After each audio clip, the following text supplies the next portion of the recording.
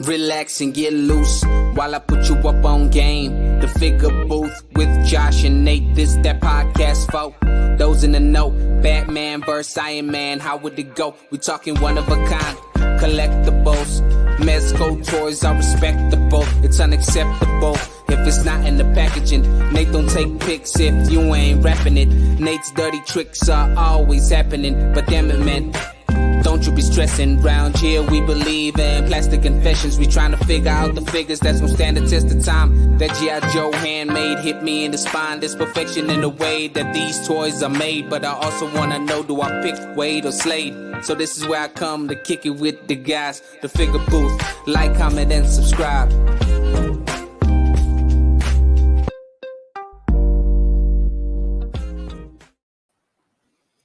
Hello and welcome to the Figure Booth, where we talk about the ups and downs of being a modern day collector. We go over pre-orders, we discuss our weekly plastic confessions, as well as conducting interviews with members of the toy community. I'm your host, aka Figure Fan Nate. Unfortunately, Prime is out tonight, but the show must go on. You've reached episode 73, which we're calling Enter the Lair, a special guest episode, and that title may give you an indication of who we have on today. This man is not only an amazing toy reviewer, he has a podcast. He's also almost directly responsible for my fairly newfound love of Four Horsemen Studios, Mythic Legions, Cosmic Legions. He's just a great all-around guy, super informative. I've called him Bill Stradamus in the past because he usually predicts things and they come true. The one, the only Bill from the DorkLair. I'm sorry, and you're welcome. Yeah, my wallet hates you, but my figure shelf loves you. Yeah. What's up, man?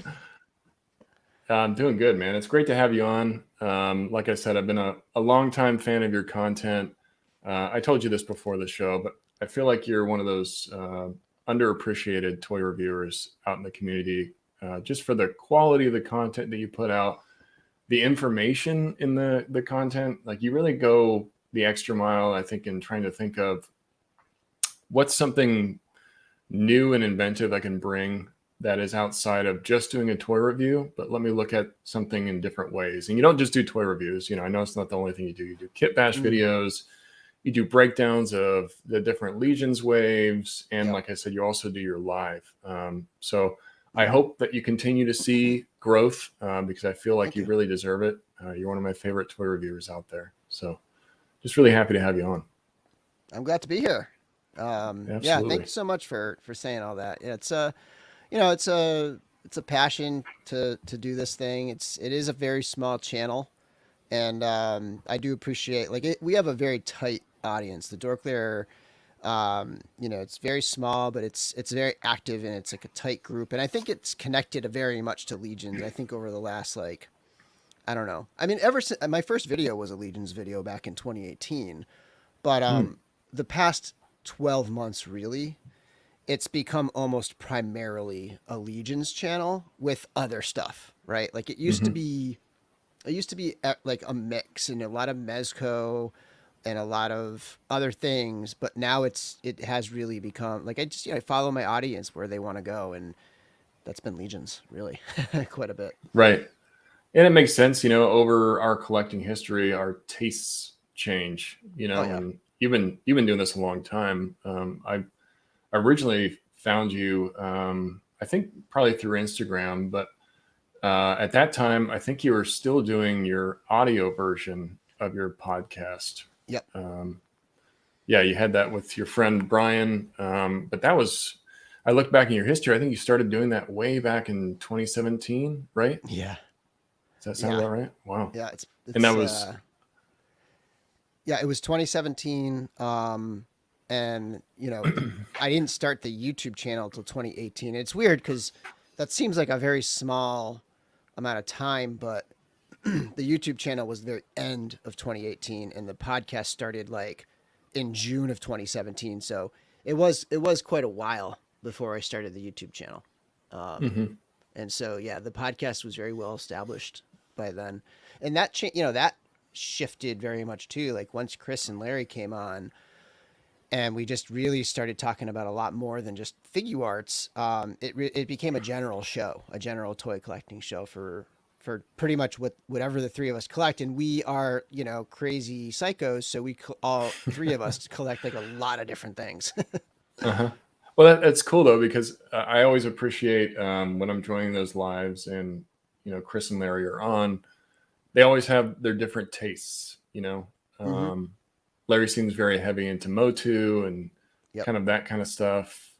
Chris seems like he matches your taste a little bit more. I mean, you guys all kind of collect a lot of the same stuff, but it's good to have those different perspectives. So you're not just talking about, I mean, it's not bad to talk about the same thing, but it's always good to have a little bit more variety. Because I know you cover toy news as well.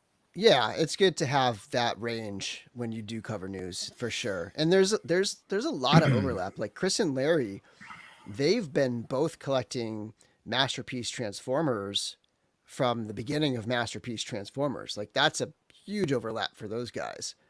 Chris, all three of us really were pulled together originally because of Figuarts Star Wars stuff. Larry's Mm-hmm. huge into Figuarts still.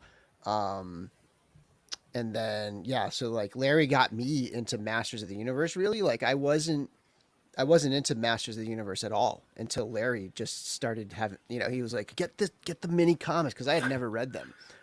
Oh, okay. And like buying the big bound book of the mini comics really got me like all into it because I only really knew the cartoons and I didn't think that was that great. So it was nice to get into it that way. So yeah, Yeah, it's a it's good crew funny we how got. that passion can be contagious, right? You see somebody Yeah. else's love and passion for something, you're like, well, if he's that crazy about it, maybe I should give it another chance.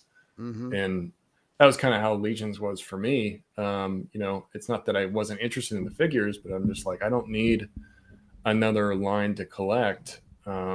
But you see so many people talking about how passionate they are about the line, and looking at your videos and kind of the details that you provide and the kit bash and stuff. And it really started opening my eyes, like what I'm missing from Legions, which is a big part of the reason why I got into it. And then you join the Cabal, and it's just such a positive community. I talked about this with Toy Bro Jared, our last guest, and it's just such a positive place. And unfortunately, stuff like that is kind of hard to find nowadays. A positive place for Yeah, collectors. it is. I almost feel like feel like I've said this before, maybe on the DorkLair, but like there's a slightly older skewing age range, kind of, Mm-hmm. and I Mm-hmm. think I think age tends to mellow people out a little bit, and Yeah. not always, obviously, but like I think that's part of why the Cabal and like just like Mythic Legions in general tends to be a chiller place.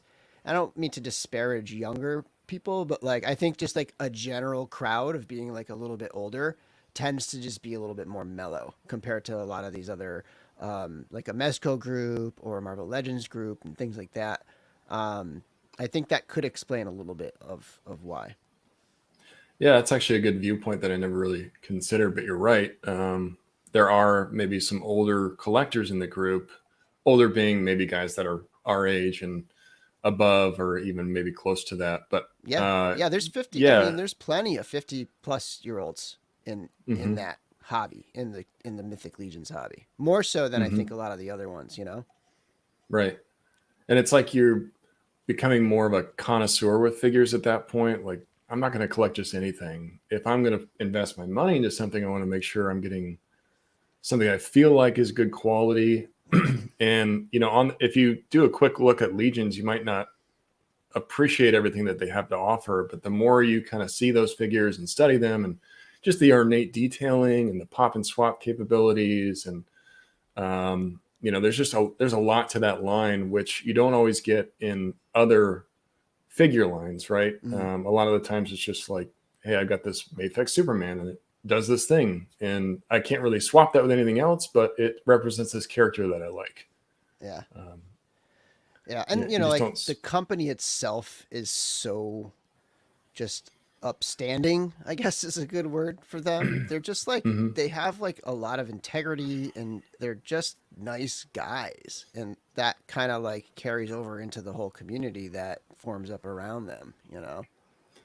Yeah, I agree. I mentioned this when I got back from Legions Con, but I've been to conventions in the past. I've been to SDCC and some local conventions. I went to Designer Con. I have never had as intimate of an experience with designers, developers, sculptors, people that founded the line as I did at that one weekend at Legions Con. They're everywhere. They're walking around the floor. They're stopping and talking to you. I had Jeremy Gerard, walking the floor, like, who wants an unknown one? Come get it from me. And, it's such a cool experience. And it really makes you appreciate the love that those guys have. And it's obvious they have a real passion for what they're doing. It's just so rare to find stuff like that. Yeah. When the owners and primary, runners of the company are the ones handing you the figure and taking your money, like, at the booth. Right. It's they're humble for sure. Yeah, because a lot of those guys, in our eyes, are like celebrity status, right? You see them on live streams, you hear their work, you read the bios that they create, and it's just like, wow, this is the actual guy that's responsible for that, and he's a really cool guy. It adds a certain personability to the line. It makes you appreciate it even more. You're like, I want to support not only the line, but I want to support these people because they're providing such an awesome experience. Yeah. Yeah, I didn't mean to dig straight into Legions right off the bat. We'll get back there. It's hard not to when you're in the same booth as me, I guess, right? Exactly. Yeah. And like I said, I have a lot. You are responsible for a lot of the love that I have for Legions now. But kind of going a little bit back into your history, like we talked about, you did start the DorkLair podcast back in 2017, but that wasn't your first podcast that you were a part of, right? You were previously part of something else. Yeah, I was, going back to 2015. Wow. 2015, I was playing this game. That's not really a game. It's an app. It's a collectible app called Star Wars Card Trader. It's the Topps Star Wars cards digitally, and you just like create an account, and then you get like daily credits, and then you buy packs and you trade. Like in the app, you trade with people and you post to the feed and you say, hey, I got this card, I want to trade for this card, and there's rarities and stuff. And it was a really highly active, fun, just, I don't know, marketplace, if you will. And there sprouted up a subreddit for it, which was really good for keeping track of all the sets. Like right out of the gates, they were just dropping sets, like a few sets a week, and it's hard to keep track. And so like there was a really good wiki, I guess, on this subreddit. And then there was a lot of people just actively, just an active community on this subreddit. And then one day somebody says, hey, somebody should do a podcast. And I was like, I'll do it. Like it, like somebody was, this guy, Joe, had podcasting experience, not a lot, but he had some podcasting experience and he was good on a mic and stuff. And I joined him and we started this podcast called the Trade Federation. And it was so much fun. That's, I have to kind of blame or credit that for how deep I am into action figures, I think, because eventually, I was collecting action figures the whole time. That was right after I started collecting figures too. I started in 2014. My daughter was born. Magic the Gathering, which I've collected my whole life, kind of took a back seat because I just didn't have time to play. And so I was kind of like, oh, I want to just collect something. And I just started looking at like vintage figures, and that spiraled into Black Series figures. And after the Trade Federation kind of like wound its lifespan out, I wanted to do something else. And I was at that point getting pretty heavy into Figuarts. And then the podcast supports the collecting, and then the collecting supports the podcast and the content, and it, like the communities that you join and like all that stuff, like kind of just like snowballs into this kind of bigger hobby. Like, the hobby of it gets a lot bigger in that way because all of these things are just connecting and like growing organically, just the fun really. Right. Yeah. So that's kind of how that transitioned, I guess. That's cool. So you got a lot of podcasting experience now that we're up to 2023. You've been doing this for 2 years from now, it'll be 10 years of podcasting in a row. That's really crazy how fast that time, because I'm sure to you, you're like, it doesn't feel like I've been doing it for this long. No. And there were some gaps but... like in between Trade Federation and DorkLair. The last episode of Trade Federation and the first episode of DorkLair weren't that far apart, but Trade Federation really was down to like, maybe one a month here and there. It was just like a here and there kind of thing. And then DorkLair got started, and I was cranking them out. 2018, we put out 52 episodes. We put out one a week in 2018. Wow. And we didn't skip a week once. It was crazy. And I got to the point where I was like, I have to start skipping. 2019 hit, and I'm like, I'm going to start skipping just to not sit on that like streak, just to force myself out of that streak. But yeah. Well, it's really hard. I mean, people listening are like, well, that's not that hard once per week, but it's actually a lot harder than you think. To try to keep that going, keep it consistent, keep the content flowing, keep the people's schedules. That's the big thing. Like that's why Trade Federation died. We just couldn't get together anymore. Like that's probably the biggest one, is getting everybody consistent. Like you could do a one man. I think it wouldn't be as hard just to do. I mean, that has its own difficulties in its own way, but like, getting everybody together is tough. Week after week after week. Especially the older you get, like you said, people have children, they get married, they got a whole nother life outside that they're trying to support. So I totally understand that. Even with just me and Prime, sometimes it's hard to get our schedules to match so that we can get a podcast done every week. And we're trying to be more consistent, like you're talking about. But keeping that going can be pretty difficult. So now that, as you mentioned, that second year, was it more of like, we'll do this once every other week or once every month? It remained weekly for quite a while. And then we would take a week off here, a week off there. We weren't like as rigid of like, okay, we got to record, we got to have something set up. And it was a lot of work because we would do a review every week, and I would take a photo for the thumbnail and like just like all this stuff. And then eventually I started making a lot more YouTube videos, and that started like balancing a little bit more on the YouTube side. So eventually we kind of got down to every other week, and that felt right. Sometimes when you're going weekly, it can feel like a bit of a grind, and you lose a little bit of that just like spontaneous joy. But so like I think every other week is great for us. Sometimes we go every week, and now that it's on live streams, I tend to do like week A is going to be the podcast, and it's a numbered podcast that I'll spend Friday, Saturday editing and like posting onto the podcast feed on, my Libsyn feed and onto like iTunes and stuff. And then the opposite, like the B weeks, it's just a live stream, and I don't have that pressure of the podcast publication stuff going on. I should also shout out RetroZap. So RetroZap it's really like a podcast network. And when I first started Trade Federation, that was a place that like welcomed us and helped us like, grow and gave us like a home base, the RetroZap podcast website. And we're on their podcast feed.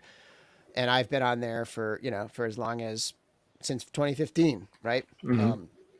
Joe Tavano is the owner and operator of that, and it's just a great small pop culture website. There's a few columns still. It used to have a lot more writing, but it's, again, like people tend to get older and move on and stuff. But now it's mostly podcasts stuff. And I used to do written reviews on there too with photography and stuff, but those things take forever. So didn't do a ton of those. It was called Photographic Plastic, if anybody wants to look it up.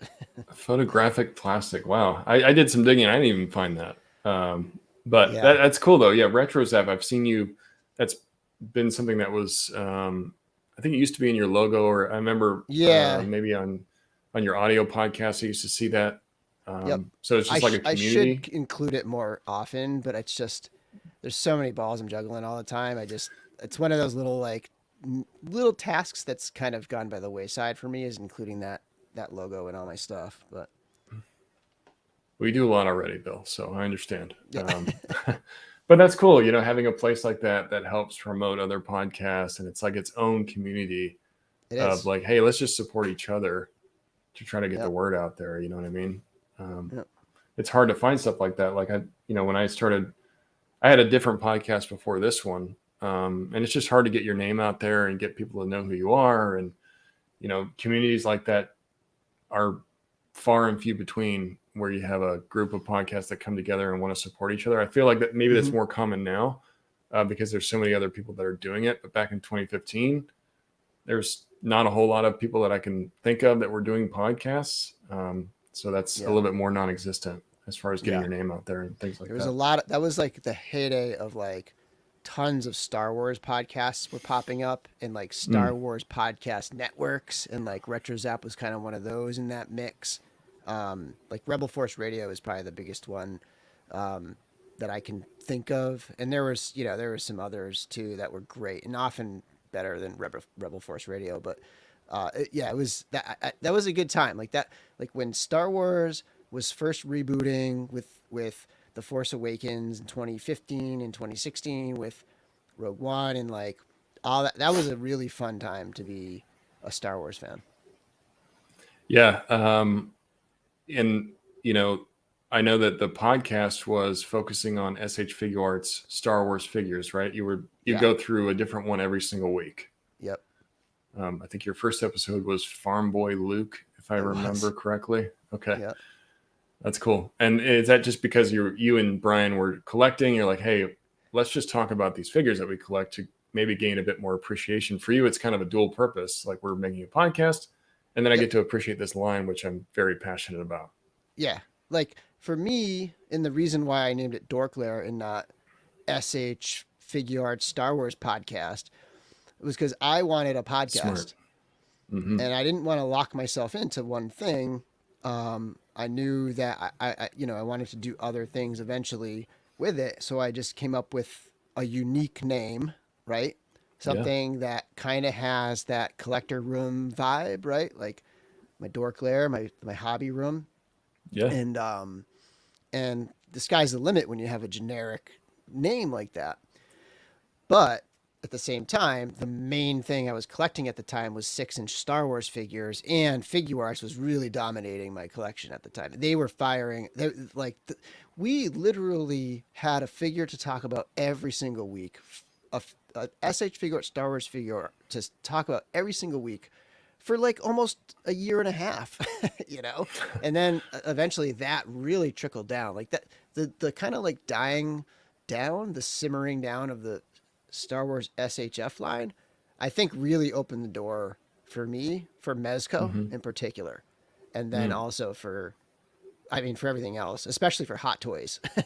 But yeah, so that whole podcast came first, and then like what was the main thing I was into that I want to talk about to start it off with, that was Figuarts. Sure. Yeah, and it is funny because I remember when Star Wars was big with Figuarts, so was like MCU or Marvel type stuff. It seemed like we were getting a lot of both of that.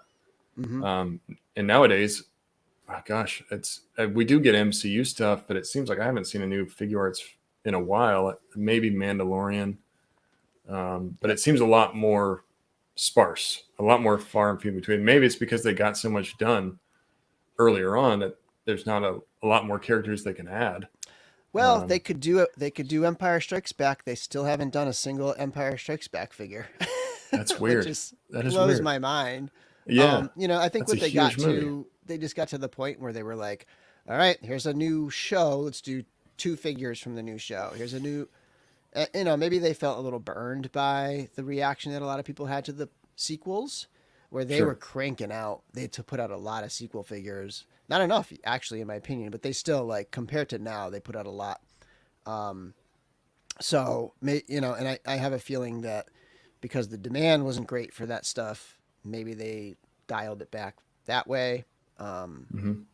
Yeah, I'm not sure, but it definitely trickled to a slow drip for Figuarts It, Star Wars. and back then, you were probably one of the only podcasts. I mean, obviously, this is a bold statement, but talking about the SH Figuarts line from a Star Wars perspective. So you Yeah, really provided a very unique niche for people to kind of dig into a bit more. for sure. Did you see a pretty good response from that? Like, did you see a lot The of growth, or podcast do you have never like? got huge. Mm-hmm. No, it never really got. It never really took off. I think if it were Black Series, it might have had a better shot at like getting kind of big. I I see. just don't Yeah. think there were enough people collecting Figuarts for it to get Mm-hmm. very big. That makes sense. Lower It, price point at Black Series, you got more people that are collecting it. yeah. So, Mm-hmm. yeah, I mean, maybe if I had taken a different direction and more guests and interviews and, moved into a little bit of a different angle like that, it would have done something. But yeah, it never really got big. It never got big enough to like, usually I think they say like if you're getting, you're crossing 1,000 views a month, 1,000 views per episode within a month span, then you're starting to be appealing to like a small advertiser or something like that. But we Okay. never got to the point where any advertisers had much interest. So yeah, still stayed really small. That's good. That's good to know, though. 1,000 hours per month of people watching your content, then people A start to get thousand more interest. views. Sorry, I don't. A I thousand said views, thousand. excuse me. 1,000 views per episode in Huh. like after week 4, right? So if you look at all the episodes from 4 weeks ago back, and they all over 1,000, that used to be kind of like the thumb, like the rule of thumb for, you know, at that point you could say, hey, let me ask some advertisers, and they might be interested. Get monetized, maybe from Yeah, YouTube. or Okay. like just get like something going with ads, get a little bit of Right. something back. Okay. So, well, I imagine that Star Wars was a big part of your childhood, and that's kind of the reason why maybe you started there. Was that something you were Yeah. collecting as a kid? Oh yeah. Kenner and all of that stuff? Yep. Yeah, I was born Yeah. in '76, so I was 4 in 1980 when it was really, the toys part of it was like full blown. Um, Mm-hmm. Obviously, I was not even 1 years old when Star Wars came out, so I didn't like see that in the movies. It was really around '80 when I got some hand me down New Hope stuff, and then Empire was out and started like getting new stuff. Like it just like snowballed, and then that snowballed into like other stuff like in the middle '80s with like the '83, '84 with like GI Joe and Transformers, and those are like my big three. My Star Wars stuff was the first part of my collection, and then GI Joe and Transformers came next. And those were the big three for me as a kid. I never was that into Masters of the Universe as a kid. Mm-hmm. Mm-hmm. But yeah, Star Me Wars, either. GI Joe, and Transformers were huge. Nice. Yeah, it's funny what you gravitate to when you're a kid and how that really changes your kind of how you collect and just the things you're interested in. Like for me, it was TMNT. That was the first thing I was really exposed to and really got heavy into. Yep. And I still love TMNT to this day. And then it was like, Batman the animated series, and that's why I love Batman so much. It's funny how Mm-hmm. stuff that you're exposed to at such a young age, and I guess maybe it's not so funny because that's why all these companies sell that nostalgia, right? Yeah. Those things that you were familiar with as a kid, but it just continues to impact your collecting as you get older. But Mm-hmm. tastes change, like your podcast and your YouTube. You can see definitely a change where you go from SH Figuarts and then you kind of go into Mezco, and you got Legions that are kind of sprinkled in there. And you've got other lines that you start introducing. I know there's some Super 7 in there at some points. You can kind of see you're starting to explore kind of more stuff. Mm-hmm. And that's probably just your natural progression of collecting. It's just trying to, hey, let me try out Mezco for a little while and Yep. let me do this. Or, is there one figure in particular that got you into Mezco? Spock, actually. Spock. I knew you were going Yep. to say Spock. Yeah. I'm a huge Star Trek fan. I'm not like Cool. the biggest original series fan. Mm-hmm. Like I didn't grow up watching the original series that came after but like I grew up watching The Next Generation, especially Me too. about like I watched it here and there in the first couple seasons, but once it started really like hitting and it started becoming a really good show, I was around in high school ish, around 1990. And from there, like probably 1990, 91, 92 on, I was really into Trek. I watched I was pretty much weekly on Next Generation, and then I was also weekly on Deep Space Nine. Voyager, I kind of started falling off a little bit with Voyager, and it didn't come like that was another one that I didn't start to appreciate a lot more till later. But definitely at the time they were airing, Next Generation and Deep Space Nine were huge for me. So just like to get and to me it was like I want to check this line out. Like it's getting a lot of buzz. That Batman was out, right? The Dark Knight Returns Batman was out, and I just wanted to check it out. Figuarts was slowing down, and I got it in hand, and it had that like dense quality. It had a similar quality. I know it's a clothed figure versus all plastic, but it had there was something similar to Figuarts for me. Like it had that like plastic density, and it just felt nice, and lots of accessories, and it just had that feeling for me. And of course, the Spock likeness is like probably their best in the whole line. So that kind of got me into Mezco, and I was like, okay, I'm just gonna collect Star Trek, and then they stopped making Star Trek figures, and I was like, I really like this line, so I'm gonna get something else. Yeah, it's sad that they didn't go deeper because I feel like you got Kirk, you got Spock, and Zulu, and that's it. Nobody else. Yeah, they had a few different versions of Spock, of course, but like, yeah, those were the only three characters that they did. And it would have been nice if they had kept going. But yeah, X06 has got some really cool stuff, and that's what I'm collecting now for Star Trek. So I'm a happy Star Trek collector right now. X06, I'm not as familiar with that. Is that 6-inch line? Yeah. 6 scale, 6. Okay. 12-inch, yep. 12-inch. So I know there's if you think Hot Toys, like they're like on that level. Okay. Is that the QXM figures? They are. Is it different? They are the same style as the QMX figures, but QMX, excuse me. And they're run by the same product manager or production manager as was running the QMX stuff, but he actually went off on his own, was able to acquire the license, and he's running his whole thing with his partners. Like it's X06. It's a completely different company now.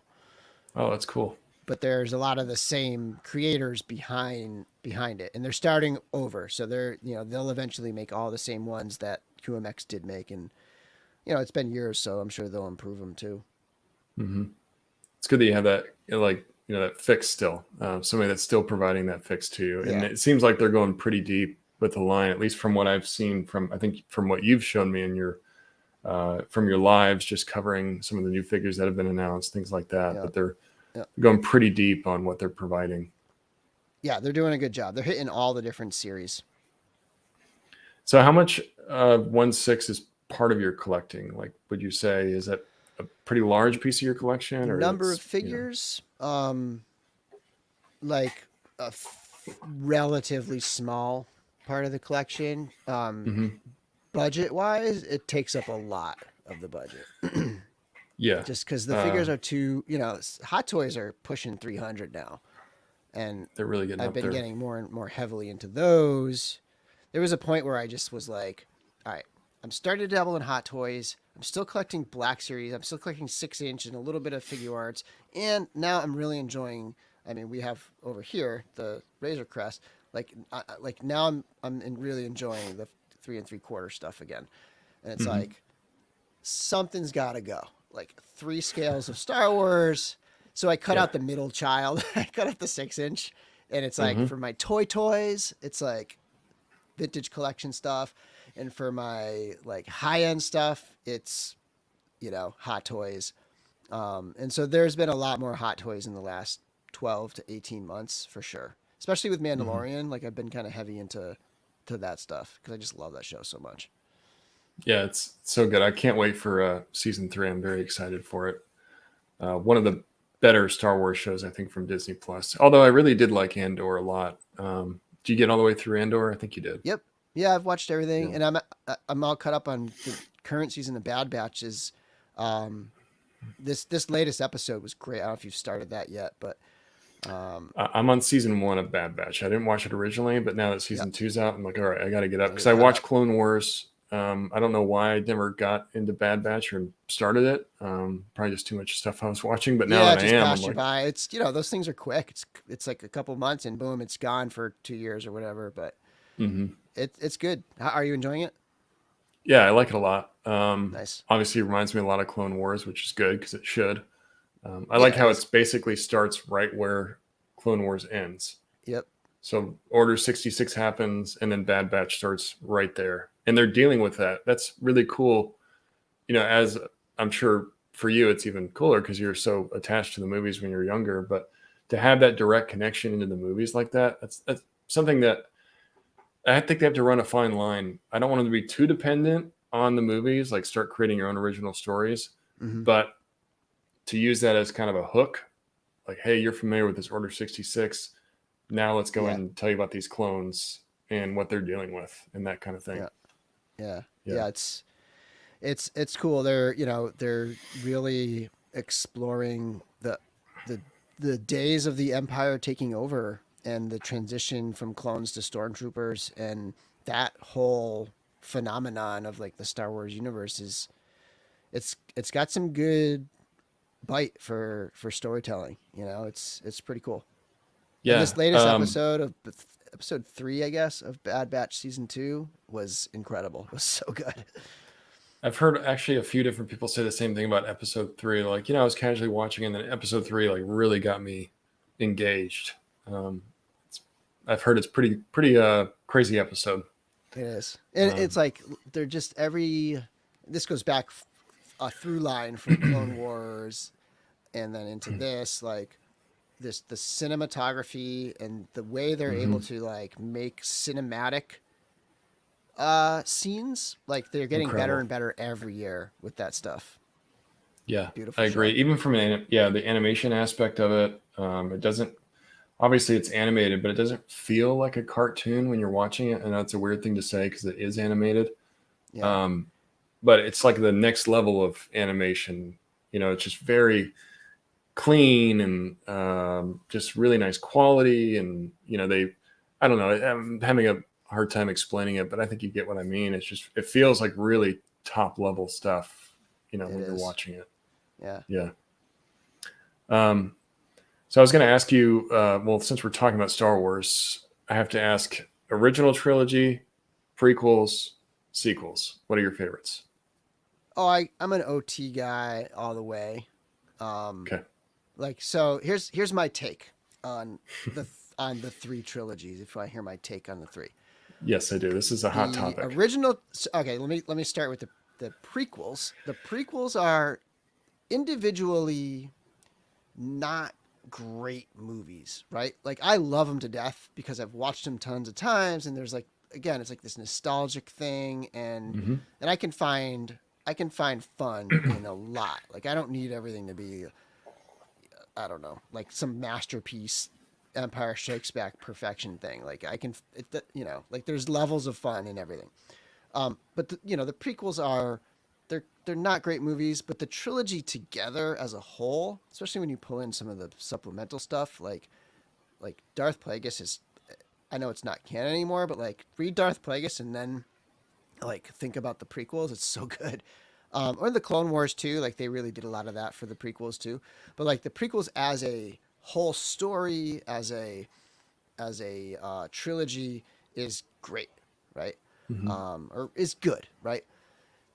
The sequels are the reverse. The sequels, the individual movies, I think are great. Like they're individual. You take each one in its own slice. It's good. Like it's a pretty good, fun ride. It's a cool movie. But then you look at the trilogy as a whole, and it kind of falls apart. It doesn't really make a lot of sense. All it's over not the great. place. Yeah, they clearly weren't writing it together. They Mm-hmm. wrote it and then passed the baton, and then wrote a new one and then passed the baton. But I love the individual movies. I think all three are great. I do really think The Last Jedi is the best of the three, but again, it's like on its own, in isolation. Like when you take it with all the rest, it's the whole trilogy is kind of weak. And then you have the OT, and it's both. It's three really good movies, and it's a really good trilogy, and it's just everything. It's like all the pieces together. So that's like kind of Yeah. like my take. I enjoy them all. I rewatch, like I've probably rewatched The Last Jedi just as much as any of the other Star Wars movies in the last. How's it been? Not 5 years, maybe now, right? I think it was the Yeah. fifth anniversary recently. Like I've Mm-hmm. watched that movie just as much as any of the other ones.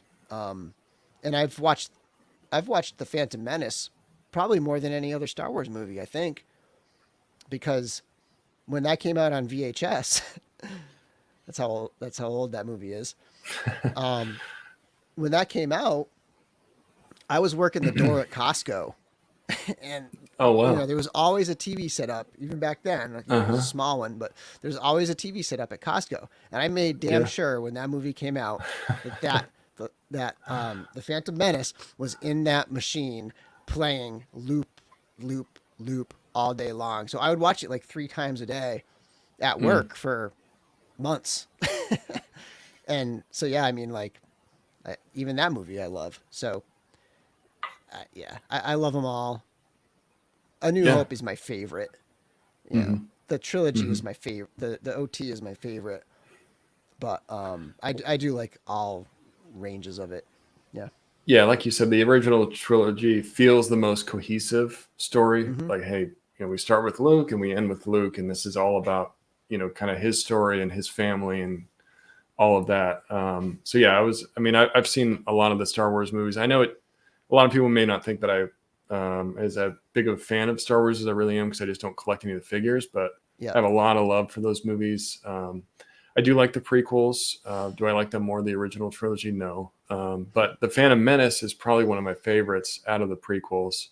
I think Phantom Menace, for me, what I really appreciate about it is that we got to see a new Sith Lord with Darth Mm, Maul, and he was such a cool villain. yeah. I was gutted that they killed him in that movie, because like, man, I want to see more of him. I want to know more about him.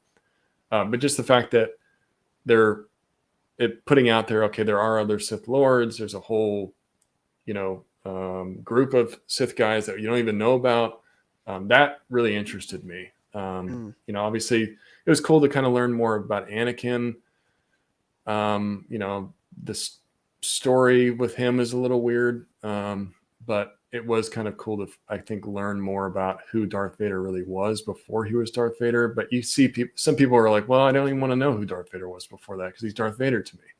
right. But you Yeah. have to know But that he like, wasn't always that but you way. knew who there. What you knew, like that was part of A New Hope. Like that, like Hmm. Anakin Skywalker, right? Like knowing that he was a good guy, that he was trained by Yeah. Obi-Wan Kenobi, and you always had this like, oh, the Clone Wars, and this like, I guess maybe people didn't want to peel back that head canon mystery thing, and it's sometimes things are just best left to the imagination. And I Hmm. get that. Like they are, like you said earlier, they're starting to fill in like every little gap that's available is starting to be filled in, and that might not be for everybody. I can see how Right.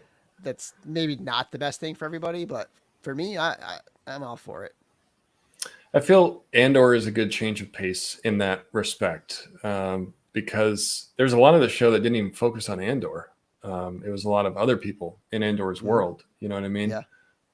And there was no real references to specific characters except for maybe Vader. Yeah, In there was no nonstop Filoni cameos, right? Like that's right. probably one of the things you could criticize Filoni for is like there's always a crazy cameo like in everything, and there Hmm. wasn't any of that. It was its own show. It Hmm. was very adult. It had Yes. multiple storylines going on. Um, it was layered. It was a very mature. If there's anything that's like Oh yeah, that's the thing that's like masterful or whatever. Like that show really is next level for Star Wars, I think.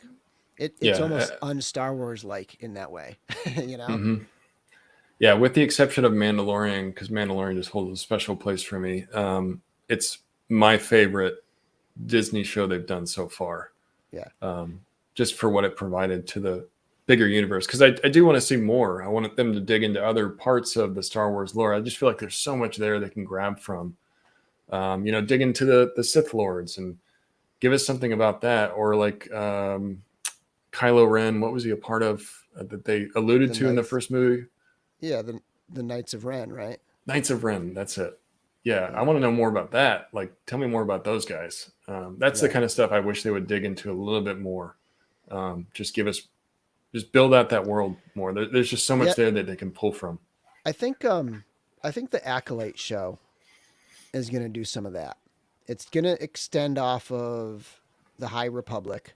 So it's not going to necessarily be straight up like Skywalker saga era, right? It's going to be Hmm. pre Skywalker saga, Yoda's around. Like he's like the only one that's around. Um, and a few other randoms, but then it's going to delve into some, I think, Dark Force stuff, some Sith type stuff. And there are some precursors to, I believe there are some precursors to the Knights of Ren in some of the High Republic storylines. So yeah, I think you might like that show when that eventually comes out. Well, I'm definitely excited. More Star Wars content on there. I'm all for it. Mm. Um, yeah, I think me and you could talk about Star Wars for a while. It's a great conversation topic, but we'll Yeah. dig more into your YouTube as we're talking about evolution of your channel and kind of things that you started to post more of. You see more Mezco, Vitruvian hacks. You see a lot of, which is for anybody not A bit aware, it's a of, not a ton, but I okay. definitely I don't I collect them and I have quite a few of them, but I don't do a lot of video content of them. Hmm. A little bit though. Got it. Okay. Yeah, those are from Boss Fight, Yeah. which remind me a lot of Legions, but in a 1/18 scale. Yeah. Um, Yeah, they're very similar in that they're fantasy knights, things like that, mhm. orcs. They're even, there's even mixture in like some almost Roman type stuff with like gladiatorial type stuff. Um, and they're highly customizable and swappable and modular. And it's like this independent company creating their own universe with their own storyline and stuff. So there's definitely a lot of similarities. Mhm. It's weird that you don't see more companies, in my mind, doing more of that pop and swap. Something that you're famous for with Legions is your kit bash videos and kind of the creativity that you have. But for Vitruvian hacks doing that, I feel like I would maybe see that more. Or hey, let's take a page from these guys. That this is a this is a way that you can reuse a buck in very creative ways. Yeah. You see a lot of the same bodies with Legions, but in my mind, that's not a bad thing. That's just more pieces. That's more parts, more colors that I can pull from. Mm. And they almost encourage you to create your own stuff, or at least it feels like you seem like a pioneer in that. And I know that there's probably other people that are doing it, but at least from my eyes, you're one of the first I started seeing doing a lot of just very creative swaps and like, what is this? Is this a real figure or is this a custom? I can't even tell anymore. Just because the colors go together so well. And is that like a big part of the Legions for you, is just being able to make your own characters? Yeah. Yeah. I mean, the first one I got was the Deluxe Knight, the 1.0 Deluxe Knight Builder pack. It's kind of like the Barbarian pack, but it's a knight. Oh, okay. Yeah, yeah. Um, That's the elusive knight. I don't think I've ever seen that in person. yeah, it's tough to find. But it's awesome, and it really was like right out of the box. You could just pop and swap. It's a figure that comes with two different torsos. It comes with Oh, wow. the pretty like standard popular like knight torso, and then it comes with the cloth tabard type torso. Mm-hmm. So, it comes with 2 torsos. Like, how That's many huge. action figures come with swap out torsos, right? Like, all you needed was Yeah. arms and legs, then you had 2 full figures. So I bought that knight, and I bought a Templar knight. They released in the same wave, I believe. And it was just fun. It just right out of the first thing I ever did with Legions was like popping and swapping. And Mm-hmm. and then that just kept going. And it took a while for me to really become heavy into Legions. That was probably 2017, 2016 or 17 was that one. And Mm-hmm. then it wasn't really until Advent of Decay that in the goblins and stuff, that I kind of went heavy on my first like pre-order, like my first Mm-hmm. pre-order where I ordered like maybe 7 or 8 figures or something. Mm-hmm.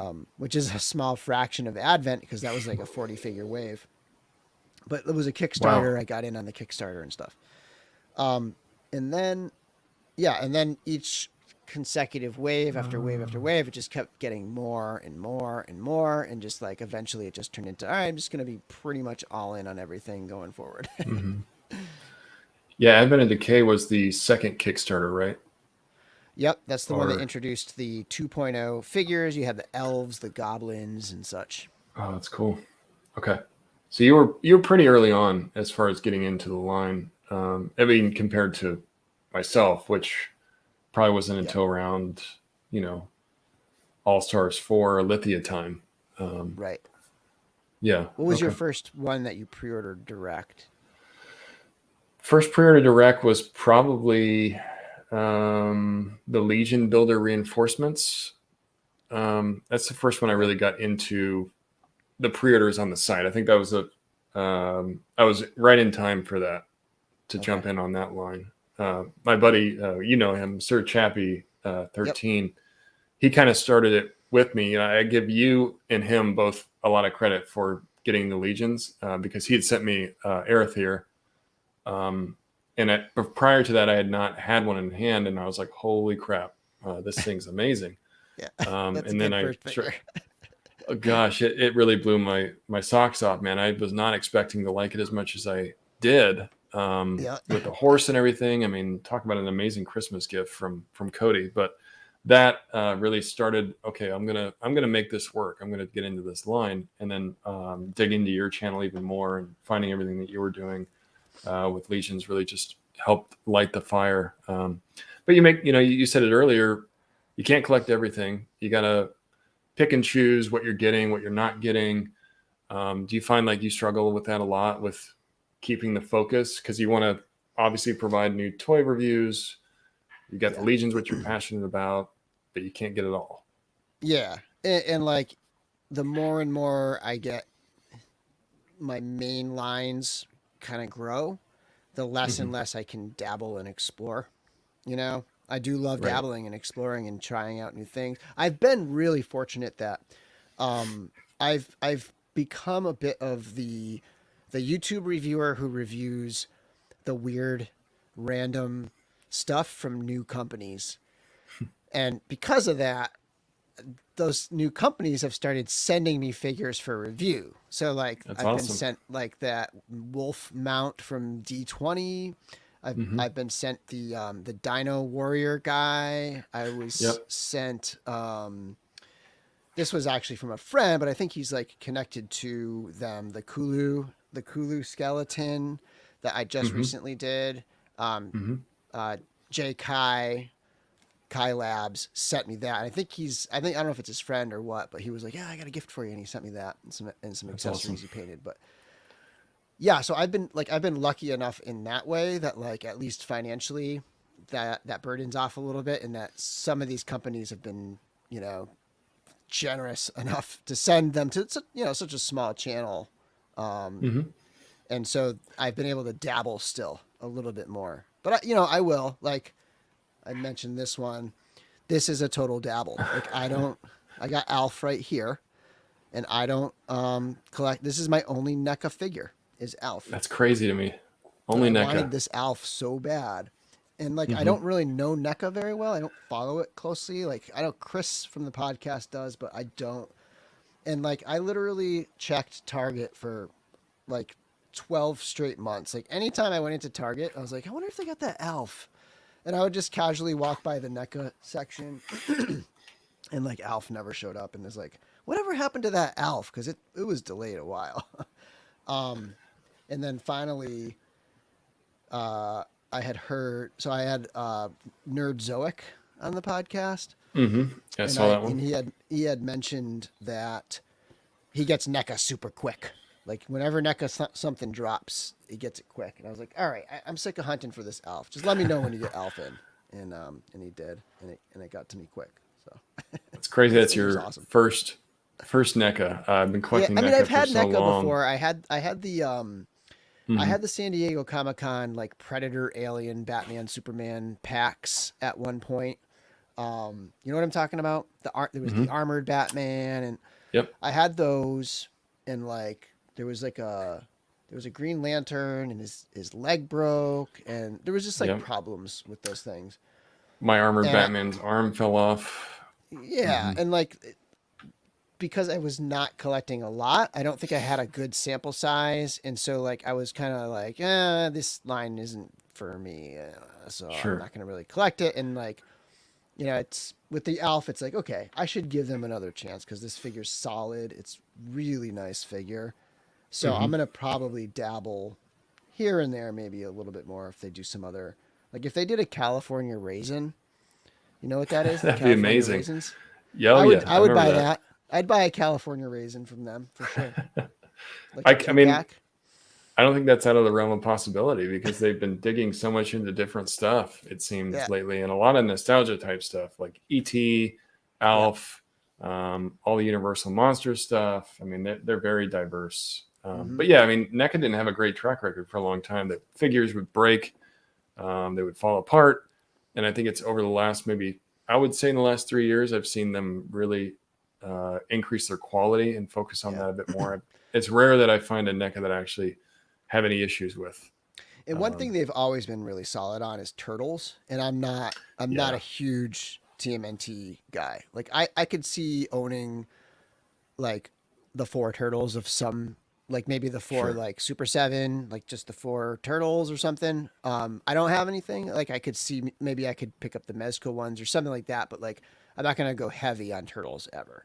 So that's another thing. It's like that's a big one for NECA, and like it's outside of like what I collect really.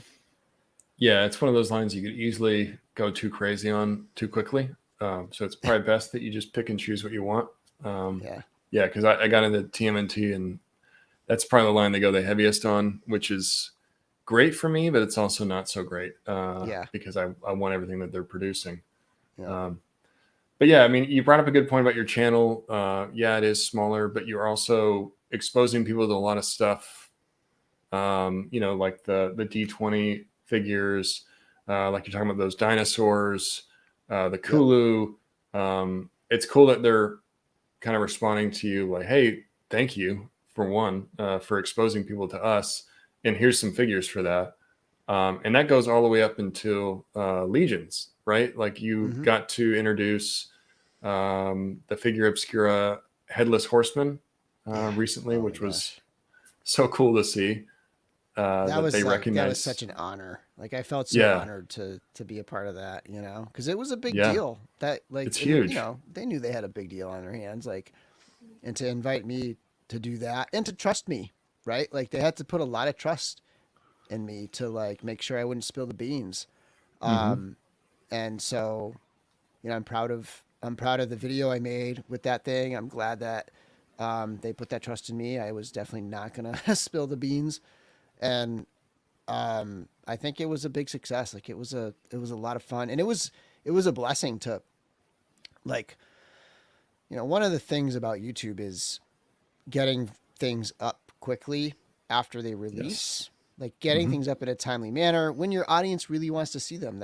That's when your audience wants to see it. They don't want to see a figure review necessarily like later. Like some people will say they do, and there will be people that watch, but like the majority of the people are going to like really want to see it right away.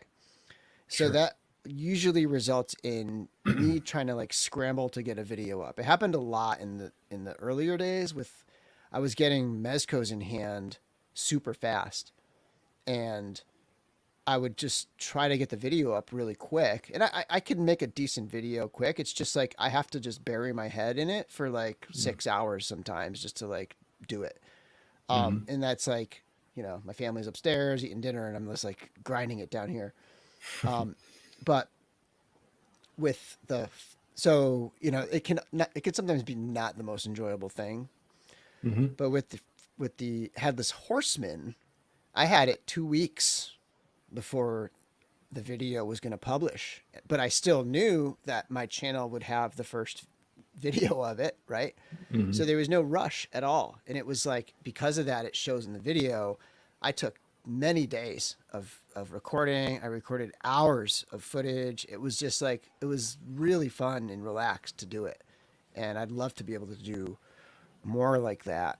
I'm trying to do more content like that, where it's like, it's not figure reviews. It's not timed. Maybe like I could do like review something old as like a thing, like review a Wave 1 Mythic Legions figure as like a thing in its own right. Right. But when a Wave of Mythic Legions drops, there's only a limited time of like when I want to publish those. So yeah. Yeah. I was really happy to see you be able to introduce Headless Horseman. It seems like it was a very successful video for your channel, so that's awesome. It was the most successful video for my channel ever. Yeah, I think right now I see it's around 14,000 views, which is huge.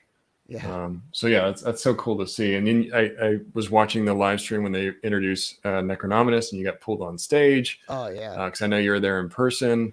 I was sitting in an airport trying to get to Legion's Con. I'm like, holy crap, that's Bill. You know, it's just like, that's awesome that they're recognizing him like that. So it's definitely, that tells you a lot. The company appreciates you.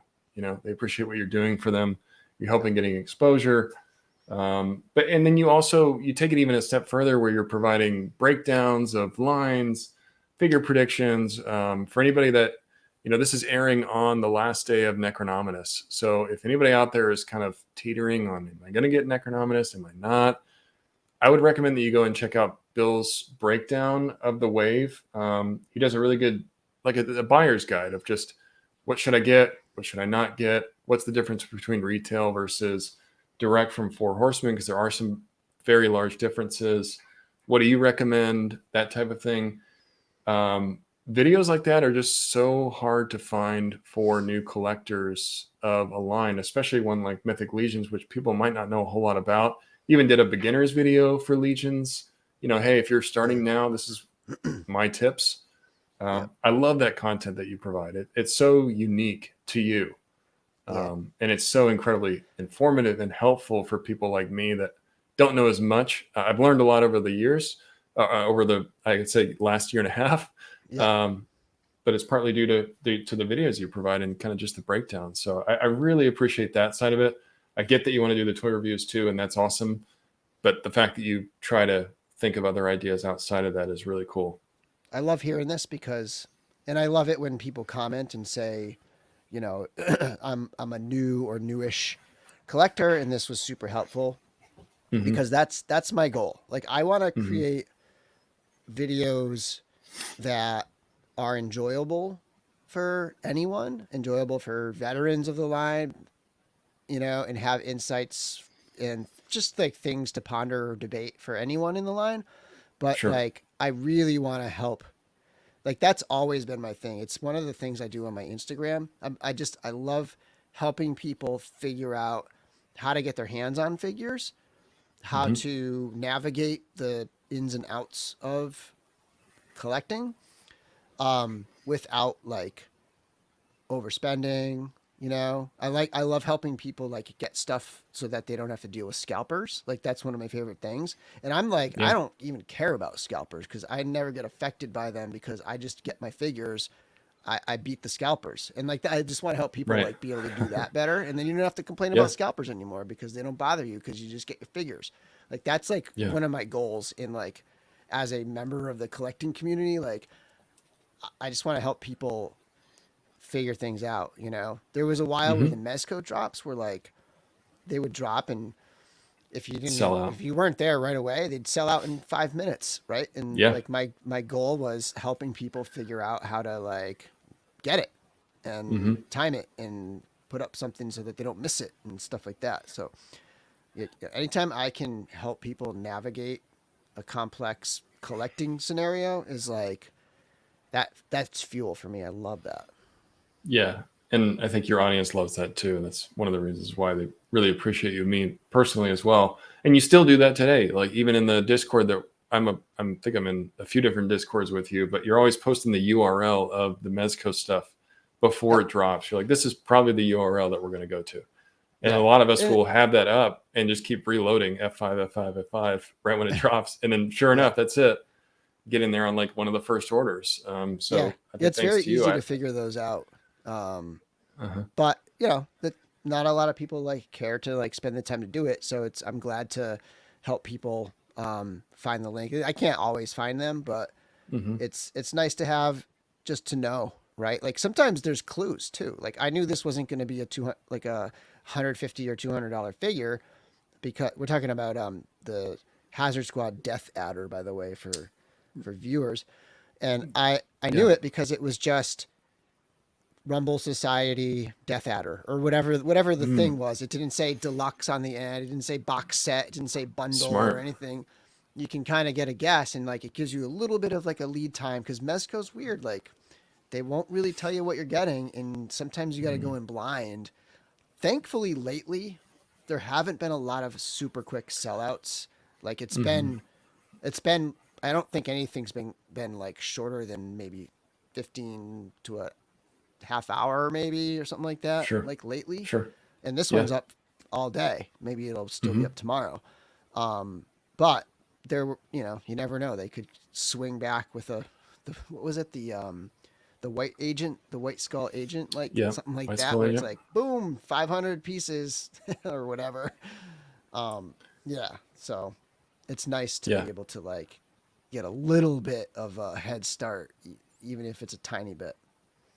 Yeah.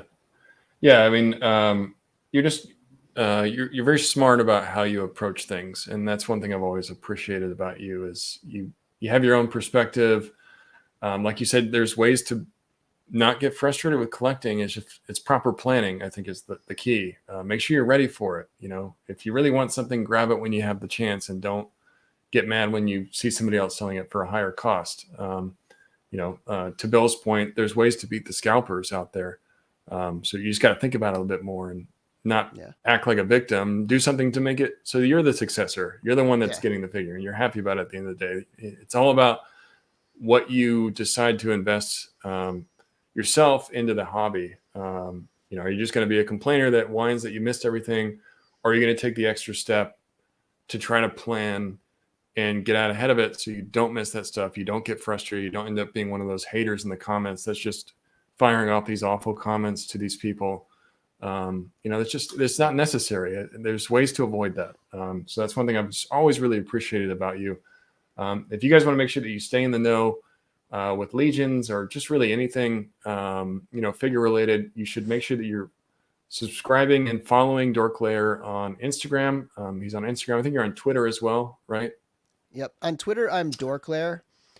On Instagram, I'm the DorkLair because someone named Claire has the regular DorkLair Instagram, and every once in a while I check, and it's still like, oh, there's Claire with DorkLair. Claire with DorkLair. Like, I have that. Come on, give me that. Yeah. Well, I mean, hey, I like when I made DorkLair, and I chose that name, I searched for it, and she was there with it. So, hey, she had it first. But so she's had it first. All right. Well, all right. But like, I feel like it's an idle account. It's hard to say because it's private. But I don't think she's had a lot of followers or uses her account much because she hasn't like grown really. So I'm kind of like, oh, maybe one day, maybe it'll open up and I can get the trifecta of the Facebook, Instagram, and Twitter of just DorkLair. But well, I'll keep hunting for you too, because you've helped me out with figures and things like that. So the least I can do is hey, DorkLair is available. I grabbed it for you. Just let me know when you want it. That type of thing. But yeah, if you guys for some reason aren't following Bill, make sure to follow him on Instagram at the DorkLair. He's on YouTube, obviously, at DorkLair. toy reviews, lots of information in regards to his videos, buyer's guides. If you're new into Legions, if you're listening, you're like, I've always been tempted, go check out his channel. You'll find hours of good content on things that you can get involved in and kind of learn more about. And then also he does lives with his friends, Chris and Larry. I've been a part of that. It's a great time. But yeah, I just a big fan of your channel. Not done with you yet. We're going to move into the Dirty Dozen. But for anybody listening, please go and support Bill. You will be thankful that you did. Like I said, he's an underappreciated toy reviewer. I feel like he's one of those guys that I'm going to continue to see grow as time goes on. Because I think you're really gaining a lot of momentum with what you're doing, and hopefully you're getting the feedback that you deserve. Thank you. Yeah. So we're going to go into our next segment, which is the Dirty Dozen. 12 rapid fire rounds of different companies, really just telling me the first thing that comes to your mind, getting your insight, being a toy reviewer, what's something that sticks out to you about that line. So let me go ahead and share my screen and we'll go into that. Okay. Round one is going to be... I just want to say real quick, as a teacher, sure, a classroom teacher, I appreciate your graphics here. The chalkboard? The whiteboard. Well, whiteboard, I guess. Yeah. It's awesome. Yeah, I forget about that sometimes, that you're also a teacher. But I can see it because you're so informative with stuff. It makes a lot of sense, actually, when you piece the two together. And I can ramble. Right. You're great at filling in the void, which is huge.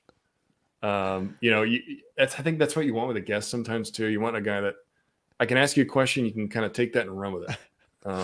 So I'm not just feeding you all the time. You know what I mean? Yeah. That's huge. All right. First one is Super 7.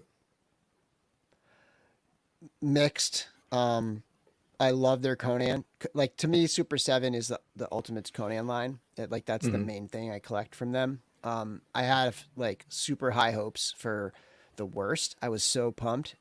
There was a couple years where I was like, I hope they do the worst when they do the Ultimates. And the first two are a pretty big letdown. Stylistically and sculpt wise and stuff, they're beautiful, but they're just dropping the ball on the plastic quality, and the joints and just the figures are not good. So it's like Super 7 right now for me is a wait and see. I'm going to keep buying the Conan stuff, but anything else that piques my interest is just like a wait and see. I hope they improve.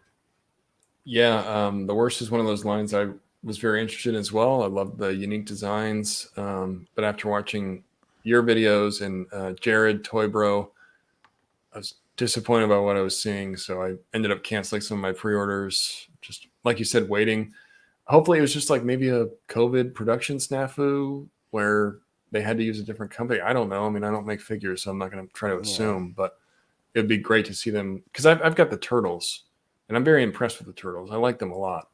Yeah. And the G.I. Joe, I randomly picked up, it was on sale. The G.I. Joe, the one G.I. Joe figure that's out, it's like the cartoon colored blue bat. Mm-hmm. That one is pretty nice, actually. I like that one.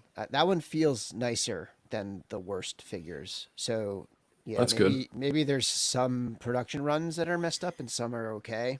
But that's a decent sign for the G.I. Joe stuff if the first one is that, I think I've heard some people complain about it, but I actually think it's pretty good. And I will say this, I love the people. I love their approach. I love going to their booth I've been to their booth at 2 conventions now. And Brian Flynn is so nice, and he's always willing to go on podcasts. I'd really like to get him on the DorkLair sometime. That'd be cool. And it's nice to see someone open like that. But I do wish they would acknowledge a little more what's up with these latest figures, and yeah. Sure. Yeah. I mean, having a strong social media presence is a big thing from a company. It's something I think other companies might learn a bit from Mezco. But Mezco, it's funny because they have a strong social media presence. They just don't have any back and forth interaction.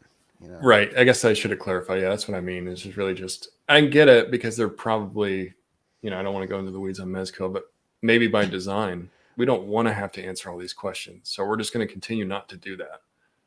Otherwise, that's going to be expected from us going forward. Yeah. All right. Marvel Legends. You don't. It's a line that I've collected here and there, particularly their Spider-Man stuff. Mm-hmm. And it's such an addiction. Like Marvel Legends and their super easy access at like Targets and stuff. It's such a quick addiction that it's like I have to really like just not collect them. I've collected. There was a point where I had most of the Spider-Man figures, and then I sold them off as I was doing something else. I was like really hyped up on, maybe it was buying some Hot Toys, or I forget what it was, but I have like 2 right now, and I think they're great though. There's a lot of really good Marvel Legends out there, especially like for a little while I had those 80th anniversary ones. It was like there was a Thor, an Iron Man, and maybe 1 or 2 others. Those are really nice, but yeah, every time I like start getting into the rabbit hole of like, oh, I want more and more, I just check myself and I'm like, I can't go down that path. Yeah, I'm the same I'm way. just I'm not that into Marvel comics, Like I'm into the big names, but with Spider-Man stuff, like I'll just go crazy with it, and I just right. Yeah. I find myself a lot of times I'll go to a store, I'll see one, I'll pick it up, and then by the time I get to the register, I'm like, no, I don't need this. I can't keep bringing things home. I've got to not. It's so easy to just pick one up and buy it. It's it is, especially when you see them on sale or clearance. But I have to ask myself, was I interested before this is on clearance? Am I only interested because it's a good deal? Right. Yeah. I'm like that. I'm a deal hunter for sure. Yeah. It's hard not to be with prices going up. NECA. I got to say, NECA, NECA is one of my all-time favorite lines. And in fact, I have my top figure. This is the best NECA figure in my entire collection right here. It's Alf. Actually, it's the only NECA figure. Winning by default. Yeah. It is a great figure. I actually love it. You think that's going to start NECA, more? What's that? You think that's going to make you want to get more? I will. Yeah. Like the next time I see something I really like, I'm going to probably grab it. I don't know what it is, but I see them all the time at Target. So I could see myself being more likely now that I've had this in hand to pick something up at Target, But yeah, the NECA's like a void for me. It's one of those weird things. Like I don't collect NECA. Yeah. You gotta have your barriers. I respect that. Mythic Legions. What can you not say about Mythic Legions? Yeah, I don't know. I mean, it's my number one thing I collect. I don't know if it's the most money. Maybe Hot Toys is. Actually, no. I'd say Legions as the most money that I put into figures too. Sure. It's my home base. That's what I say about Legions. Home base. Yeah, it's like your number one line right now by far, right? Yeah. Yeah. And it's the most fun for me. Like the whole popping and swapping, like just getting a figure out, like the feel of it, the weight of it. They don't have crazy articulation, but the movement is awesome. I mean, I don't know if Cosmic is going to be a part of this, but like that, like just Legions in general, like Cosmic, I mean, oh my God, forget about it. It's going to be so good. I'm worried that Cosmic's going to take over, like once I get a Cosmic, I'm like, okay, Cosmic's my number one now, because I'm so excited. I'm bummed to hear they got delayed. I'm glad they were so open about it and told us as early as they could. Yeah. I'm okay with waiting. Delay. It's not, May if you is think not. About like, I think it went from March to May. Yeah, it's gonna just go so fast. It's 2 months is nothing. Yeah. Yeah. I can't wait. SH Figuarts. Love them. I love Star Wars SH Figuarts. I have generally stopped collecting them because there are things I like more now. But I think they are fantastic. I think it's a fantastic line. I love it. I love the feel. Everything about like the feel and the quality of Figuarts is like, to me, that's one of the best. It's weird. Like it's one of the best lines, but I don't collect it. But it's, it's awesome. Yeah, I hadn't collected a Figuarts in a while, and then I got the Buzz Lightyear from last year, and Yep. wow, it blew me away. It Yeah. was so well done, not only aesthetically, but just the movability and the accessories. And it's not a line I collect a whole lot of, but it made me definitely a bit more aware of what's coming out from them. Yeah. And they can be hit or miss. Some of the figures aren't as good as others, but when Hmm. they're good, man, they are so good. I love them. I like them Yeah, more than Mafex figures, or really. I did up until some of the recent comic. Like it's just like a totally different thing now. But like when I Hmm. was comparing Star Wars Figuarts and Star Wars Mafex, I always tended to lean towards the Figuarts.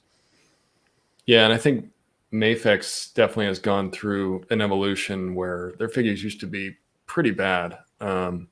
I had a couple of the early Justice League figures and Mm, really just not great. yeah, So they've definitely come a long way. yeah. But yeah, I think it makes sense.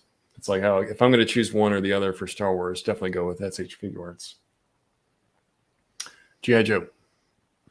Um, I was like starting to really get into the classified stuff when it first came out, and I just realized it was a Marvel Legends kind of thing where it's just like Mm, this is just going to be too much. It's just going to be something I go crazy over and spend way more time on mm, than I really like should.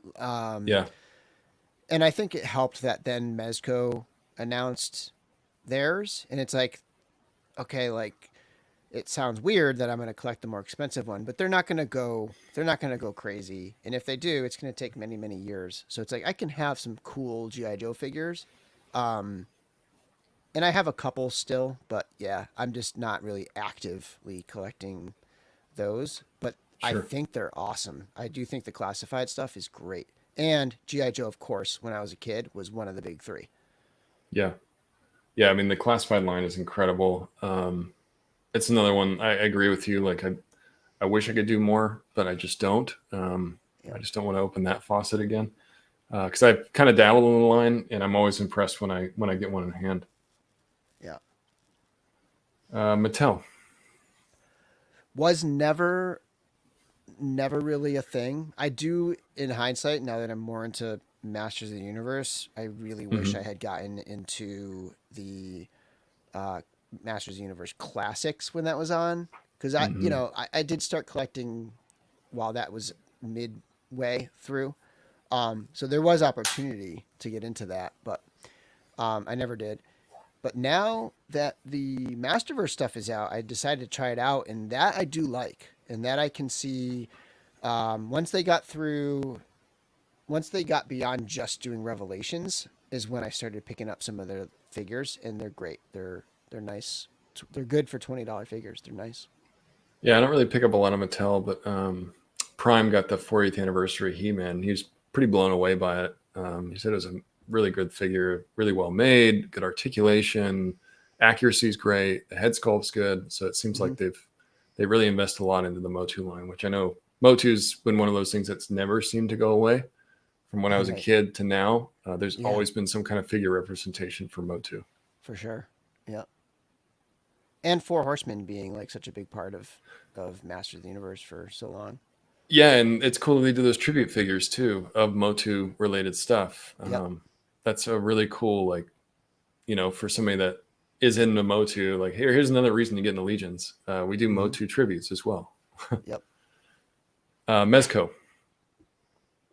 Again, some of the best figures, like up there, like even better in my opinion than Figuarts, and I think so highly of the quality of those figures. Mezco figures Hmm. are just some of the best, and they're so unique. It's so different than what everyone else is doing. I know there's a couple like smaller companies doing some 1/12 scale clothed figures now, but Hmm.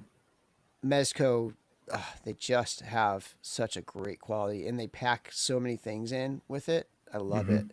But Yeah, they've had to, another one I had to dial back because Legions and Hot Toys yeah, have sort of, Legions and 6 scale, I should say, because Hot Toys and Exo 6 Star Trek stuff. But yeah, I've had to dial it back, and I've had to say, all right, I'm going to try to focus with Mezco on like fantasy. Like the Conan is probably now it's probably my favorite figure. And then like I like the Rumble stuff, and specifically more like the occult, like the Doc Nocturnal, the Atticus Doom, those types of pulpy occult fantasy sword and sorcery type things are kind of where I'm at with Mezco right now, and just like a little bit of comic stuff. Yeah, Mezco used to dominate my collection, and it's still a big majority of it, but I've definitely, to your point, I've had to dial back a lot because, for one, their production's increased, and two, there's just more stuff that I collect that I can't get every Mezco anymore like I used to. Yeah, they're expensive too. They're really pricey. They are. Figures. They're very pricey for sure. But worth it. Like yes. I've never really. There's been very few times where like, oh man, this thing was way too much, not worth it. But yeah, I agree. Yeah, it's worth the investment. Tamashii Nations.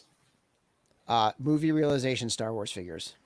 I was gonna ask. I think those are Tamashii, but yeah, I'm very tempted to. Yeah, they're so cool. That's my jam. Yep. Like a samurai style Mandalorian or Boba Fett, or I know they've done other ones too. I just can't remember off the top of my head. They've done Darth Vader. They've done Stormtroopers. They've done Kylo Ren. Guards. They did C-3PO, Darth Maul.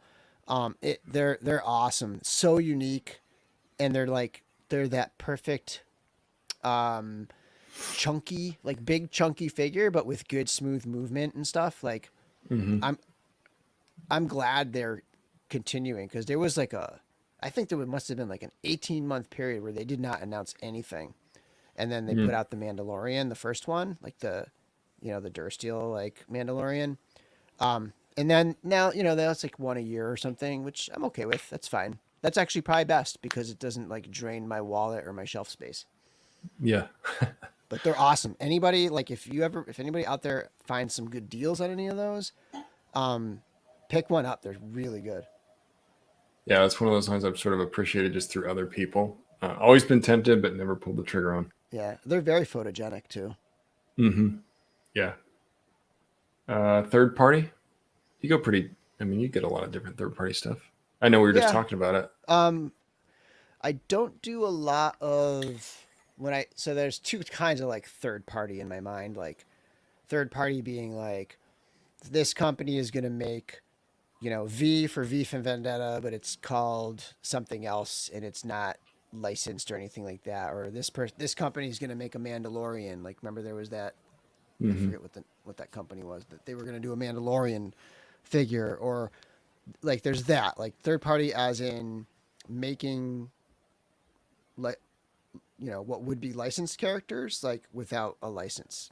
And then there's like third party as in like these companies that come out of nowhere and they just make something unique, like that Fury Tiger and like the Croc guy, like those Croc. It's just like unique lines, or the Kulu skeleton that I just reviewed, or the D20 wolf mounts, and like that type of third party is kind of where I'm more likely to pick things up in. But here and there I will pick up like the other thing, like a knockoff. I don't want to call it a knockoff, but like a I mean, it kind of is a knockoff without really being a knockoff. I know what you mean. It's usually like something that doesn't exist. It's not like, okay, here's like, there are knockoffs where it's like, here's a movie realization Mandalorian, but it's like, it's not really, it's like a knockoff. But usually it's like, we're going to make an Indiana Jones because nobody else is making an Indiana Jones. And then here you go, that type of thing. Right. And instead of calling it Mandalorian, they'll call it like Buckethead or something like that. Right. Yeah. Right. Yeah. It's really cool to see the third party though is becoming bigger and more diverse. And there's been more support in third party lines. Yeah. I like to call it like indie lines, and then some of them become bigger. Like you're going to see like Valaverse, for example. Like that's an indie line and they're getting big, right? I mean, Mythic Legions initially is one of those. Another one that is going to get big now that they're going beyond 3 3/4 is Spiro Toys and their Animals of the Warrior Kingdom. That's going to be huge, right? Like to me, that's kind of like this a little bit, like, but it's like, to me, it's like the indie collecting. I like that. Right. It's actually Yeah, I love right that. in my wheelhouse. Yeah. I hope we see more of that too. And I think we will, because the investment from, I think, the collection community is there. They're willing and they're showing like, hey, we want this stuff. Continue to pump that out. Yeah. Last but not least, depending on, well, maybe it is least, depending on who you talk to, but McFarlane Toys. Do you collect any of Another these? like black hole in my collection. I love the approach to business that McFarlane does. I heard a really good interview with him recently about the difference between a company like his and a company like Hasbro, and how like he can keep prices down because he just reinvests the money back into the company, and he says as long as we can just keep growing and like paying like a basic salary to everyone, like we're gonna keep the prices down and just let the company keep growing, right? And then the spoils of war will come later. We don't need to like constantly extract every single bit of profit possible so that it's a privately owned company, unlike Hasbro where all of the shareholders need all of their money. So that part of it I respect. Mezco fills my Batman needs pretty darn well because they make a ton of Batman figures. So I haven't really like been tempted by McFarlane Toys. I have one of their dragons. It might be the only McFarlane toy I have. Right. But you bring a good point. I don't think I've ever had a problem finding a McFarlane. They always seem to be readily available. The distribution's way up there. And they produce a ton of stuff. I mean, if you are liking a certain character, especially from DC right now, you're getting a lot of different stuff. So yeah, they get a lot of flack.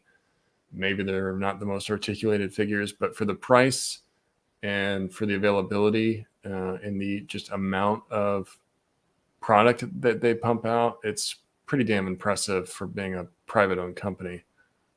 It's something that I think a lot of people forget. Yeah, they are still privately owned. They're not a huge corporation. So yeah, that's great points. All right. Well, that is the Dirty Dozen. You heard it straight from Bill, his thoughts on all the different lines. It was great to kind of hear that from somebody in the community that is not only a toy reviewer, but just a passionate toy collector. And again, Bill, you're one of those guys I feel like we could go on for hours. I could just talk to you for a long time. You're easy to talk to. You're, I consider you a friend in the community. I just want to say a huge thanks to you for being on. I really enjoyed this. And like I said, guys, if you're listening, for some reason you're not subscribed to DorkLair, subscribe to him on YouTube at DorkLair.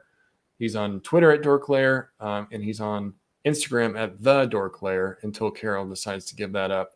But Bill, anything else that you want to plug or say before we let you go? No, I mean, I just would like to say if I could add if I got add a 13th to the Dirty Dozen, it would probably be Storm Collectibles. It's probably one thing that I'm pretty. I am like the Golden X stuff. I'm pretty heavy into, and that's a line that I respect the hell out of. I love Storm Collectibles. It's another one I highly recommend. So I just wanted to mention that one because that is something I'm pretty big into. That's an oversight on my part. I should have added that in there because I know you do collect a lot of Storm, and we didn't really mention on the show. You should have like a wild card at the end. Be like, hey, Dirty Dozen, and then if you could add a 13th, what would it be? Hey, see, this guy's always thinking, always providing great ideas. So yeah, we appreciate you, Bill. Thank you for everything that you do for the community. Thanks for having me on. Yeah, absolutely. And yeah, please guys go follow Bill. We're gonna put you in the lobby, and then we'll go ahead and sign off. But yeah, thanks again, Bill. Thank you. All right, guys. Well, I hope you enjoyed that. I certainly did. Like I said, please go and support Bill. He's a great guy, and as you can tell, very knowledgeable. If you're even slightly interested in Legions, I recommend you go check out his channel. Today is the last day to get that Necronominus pre-order in, so don't delay. You're going to regret it if you do. But yeah, if you for some reason not subscribe to the Figure Booth, please go subscribe to the Figure Booth. Hit the notification bell so you don't miss when we post new content or go live. Make sure that you hit the like button on this video. Leave a comment below. what's something that Bill said that resonated with you? What's your thoughts on Legions, that type of thing? I'd love to hear from you. Again, and if you missed our last video, we did an interview with Toy Bro. Go check that out. Another great reviewer in the community. But thank you everybody for tuning in. And until next time, we'll see you guys later. Have a good one.